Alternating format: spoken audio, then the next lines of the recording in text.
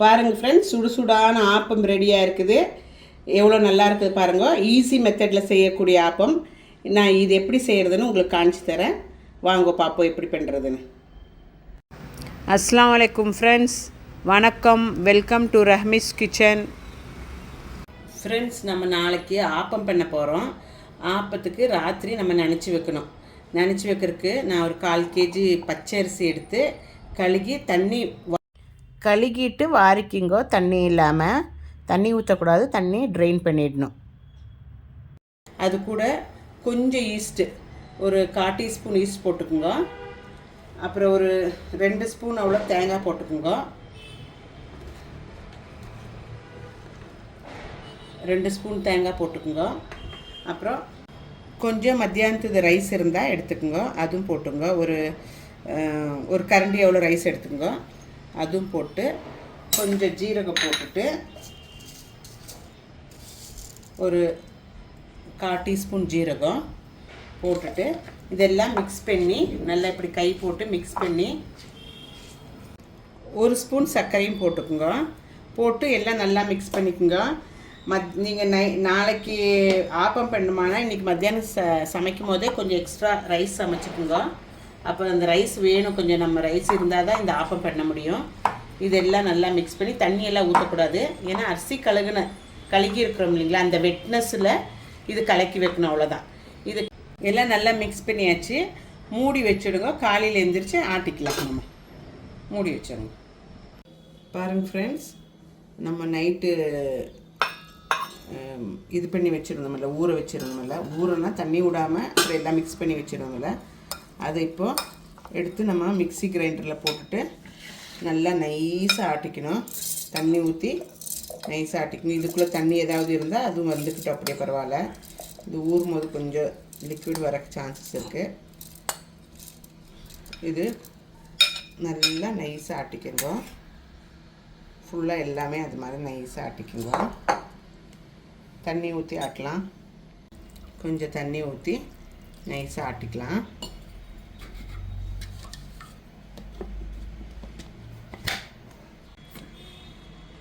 பாருங்கள் ஃப்ரெண்ட்ஸ், நைஸாக ஆட்டியாச்சு.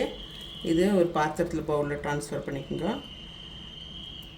பாக்கி இருக்கிறது அதே போல் நல்லா நைஸாக ஆட்டிக்கோங்க.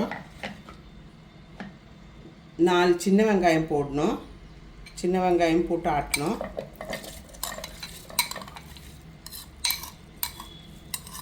சூப்பராக வரும், ரொம்ப எம்மியாகவும் இருக்கும்.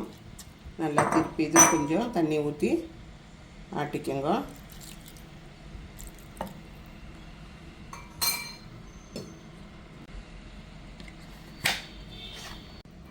பாருங்க ஃப்ரெண்ட்ஸ், எல்லா மாவும் ஆட்டிட்டோம். ஆட்டிட்டு இந்த ஜாரில் கொஞ்சம் தண்ணி ஊற்றி மிக்ஸ் பண்ணி அதுவும் ஊற்றிக்கோங்க. இது கொஞ்சம் தண்ணியாக இருந்தாலும் பிரச்சனை இல்லை, தண்ணியாக தான் இருக்கணும்.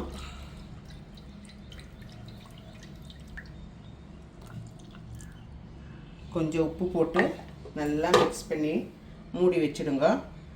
ஒரு 1/2 hour 1 hour சுடுறதுக்கு 1/2 hour இல்லை 1 hourக்கு முன்னாடி ஆட்டி எடுத்துக்கிட்டு மூடி வச்சுடுங்க. கொஞ்சமாக உப்பு போட்டுங்க, தேவையான உப்பு போட்டுங்க. நல்லா மிக்ஸ் பண்ணி விடுங்க.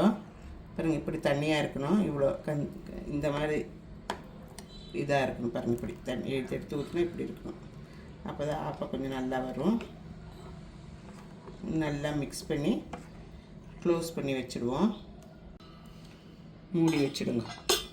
1/2 hour to 1 hour வரைக்கும் மூடி வச்சுட்டு அப்புறமா நம்ம எடுத்து ஆப்பம் சுட்டுக்கலாம். பாருங்க ஃப்ரெண்ட்ஸ், நம்மளோட ஆப்பம் மாவு பொங்கி வந்துருச்சு. பார்த்திங்களா, நல்லாயிருக்கு, சூப்பராக இருக்குது. மாவு பொங்கி வந்து இப்போ இது நம்ம ஒன்றா ஆப்பம் சுட்டு எடுத்துக்கலாம்.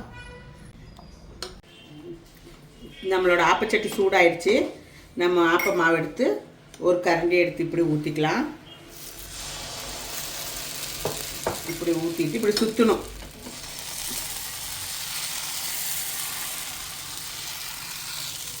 இப்படி மூடி வைக்கணும். ஒரு 30-40 seconds மூடினா போதும். அதுக்குள்ள பாருங்கள் ஃப்ரெண்ட்ஸ், நம்ம ஆப்பம் ரெடி ஆயிடுச்சு. பாருங்கள், நல்லா வந்திருக்கு. இங்கே பார்த்தீங்களா இவ்வளோ இப்படி எடுத்து இப்படி வச்சுக்கணும். இப்படி எல்லாம் ஒன்றா சுட்டு நம்ம வச்சுக்கலாம். ஃப்ளேம் கம்மி வச்சுட்டு அடுத்தது ஊற்றுங்க. ஒரு கரண்டி மாவு பத்தலைன்னா ஒரு 1.25 கரண்டி ஊற்றிக்குங்க.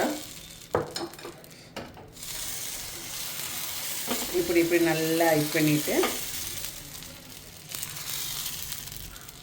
மூடி வச்சு வேவிக்கலாம்.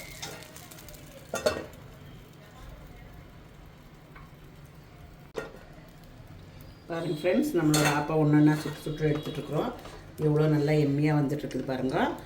நீங்கள் இது பாக்கி இருக்கிற மாவு ஃப்ரிட்ஜில் வச்சாலும் ஒன்றும் தொந்தரவு இல்லை, நெக்ஸ்ட் டே கூட சுடலாம். நீங்கள் அப்படி இப்படி எல்லாம் சுட்டு எடுத்துகிட்டு தேங்காய் பால் இல்லாட்டி முட்டை கறி இல்லாட்டி சிக்கன் கறி மட்டன் கிரேவி எதில் வேணுமா அதில் சாப்பிட்லாம். உங்களோட விருப்பம். சட்னியும் கூட சாப்பிட்லாம். நான் இன்றைக்கி தேங்காய் பால் செய்திருக்கிறேன். தேங்காய் பாலில் எப்படி இருக்குதுன்னு சாப்பிட்டு பார்க்கலாம் வாங்க. பாருங்கள் ஃப்ரெண்ட்ஸ், எவ்வளோ சாஃப்டாக எவ்வளோ எம்மியாக நல்லா இருக்குது. நம்ம தேங்காய் பால் ஊற்றி நம்ம சாப்பிடுவோம்.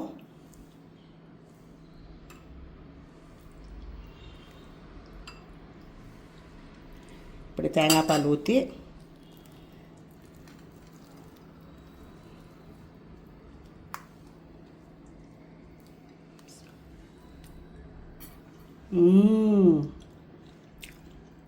ரொம்ப நல்லா இருக்குது ஃப்ரெண்ட்ஸ், சூப்பராக இருக்குது. நீங்களும் வீட்டில் ட்ரை பண்ணுங்க. ரொம்ப ஈஸியான ரெசிபி இது. வீட்டில் ட்ரை பண்ணி ரஹ்மீஸ் கிச்சன் லைக் ஆச்சுன்னா சப்ஸ்கிரைப் பண்ணி ஷேர் பண்ணி கமெண்ட் பண்ணுங்க. தேங்க்யூ ஃபார் வாட்சிங் my video. Thank you very much. Take care. Bye.